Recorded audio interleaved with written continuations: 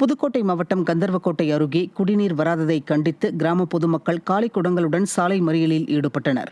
வெள்ளாள விடுதி ஊராட்சியில் உள்ள ஆதி திராவிடர் தெருவில் கடந்த 15 நாட்களாக குடிநீர் வரவில்லை என்றும், இதுகுறித்து ஊராட்சி நிர்வாகத்திடம் பலமுறை முறையிட்டும் எந்தவித நடவடிக்கையும் எடுக்கப்படவில்லை என்றும் கூறப்படுகிறது.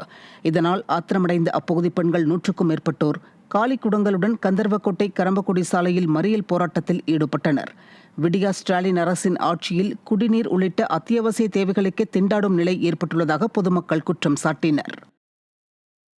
எங்க ஊர்ல காலனி தெருக்கு தண்ணியே வரமாட்டாங்குது சார். தண்ணியே எந்த தண்ணி இல்லை. செத்த பணத்தை குளிப்பாட்டுக்கு தண்ணி இல்லை. மஞ்சள் தண்ணியை தொளிச்சு நாங்கள் கொண்டு போறோம். அதனால பிள்ளைய பள்ளியோடம் போறதுக்கெல்லாம் தண்ணி இல்லை. குளிக்கிறதுக்கு கூட தண்ணி இல்லை. பாத்ரூம் போயிட்டு வந்தா தண்ணி இல்லை. மூஞ்சி கழுவ பல்லு வளைக்கிட்டு மூஞ்சி கழுவ தண்ணி இல்லை. ரொம்ப கஷ்டப்படுறோம் சார். போர் இல்லாம மின்னி டேங்க் தண்ணியில விட்டாங்க. அந்த மின்னி டேங்க் தண்ணி நின்று போச்சு. இப்போ போர் எங்களுக்கு வேணும், தண்ணி வேணும். பிள்ளைய பள்ளிக்கூடம் போறது குளிக்கிறதுக்கு தண்ணி இல்லாம, குடிக்க தண்ணி இல்லாம 15 நாளாச்சு சார். ரம்ஜான் விழாவையொட்டி கள்ளக்குறிச்சி மாவட்டம் உளுந்தூர்பேட்டை சந்தையில் 2 மணி நேரத்தில் 3 கோடி ரூபாய்க்கு மேல் ஆடுகள் விற்பனையானதால் ஆடு வளர்ப்போர் மகிழ்ச்சியடைந்தனர்.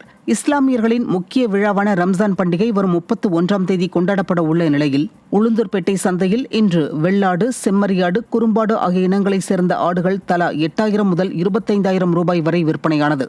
2 மணி நேரத்திற்குள்ளாக 3 கோடி ரூபாய்க்கு மேல் ஆடுகள் விற்பனையானதாக வியாபாரிகள் தெரிவித்தனர்.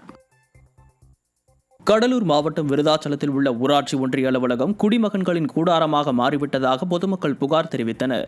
அலுவலகத்தின் இருபுறமும் அரசு டாஸ்மாக் மற்றும் தனியார் கேளிக்கை கூடம் இயங்கி வருவதால் அங்கிருந்து மதுபானங்களை வாங்கி வந்து ஊராட்சி அலுவலகத்தை மதுபான பாராக மாற்றி விடுவதாகவும், உச்சக்கட்ட போதையில் ஆபாச வார்த்தைகளில் திட்டிக் கொள்வதால் அந்த வழியாக சாலையில் நடந்து செல்லக்கூட முடியவில்லை என பொதுமக்கள் தெரிவித்தனர். குடிமகன்களின் அராஜகம் குறித்து பலமுறை புகார் அளித்தும் விடியா அரசின் அதிகாரிகள் ஒரு நடவடிக்கையும் எடுக்கவில்லை என குமுறும் பொதுமக்கள் அரசு அலுவலகங்களையும் குடிகாரர்களுக்கு குத்தகை விட்டு விட்டார்களோ என கேள்வி எழுப்பினர்.